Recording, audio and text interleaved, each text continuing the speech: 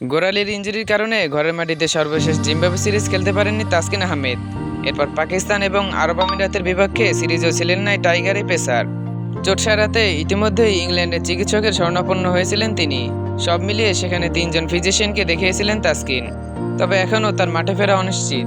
পূর্ণাঙ্গ সিরিজ খেলতে শ্রীলঙ্কা সফরে গেছে বাংলাদেশ দল। প্রথমে টেস্ট সিরিজের জন্য দল ঘোষণা করেছে বিসিবি, যেখানে নেই তাসকিন। বর্তমানে রিহ্যাব চালিয়ে যাচ্ছেন তিনি। মিরপুর শেরেবাংলার মাঠে নিয়মিত করছেন অনুশীলন।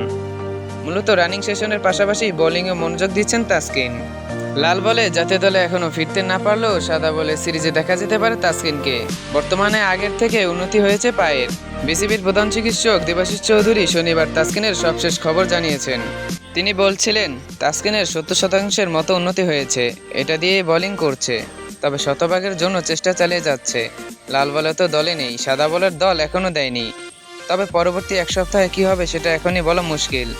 কিছুদিন না গেলে নিশ্চিত করে বলা সম্ভব নয়। দল ঘোষণার আগে তো নির্বাচকরা শুনবেন, তখন হয়তো ফাইনাল জানতে পারবো।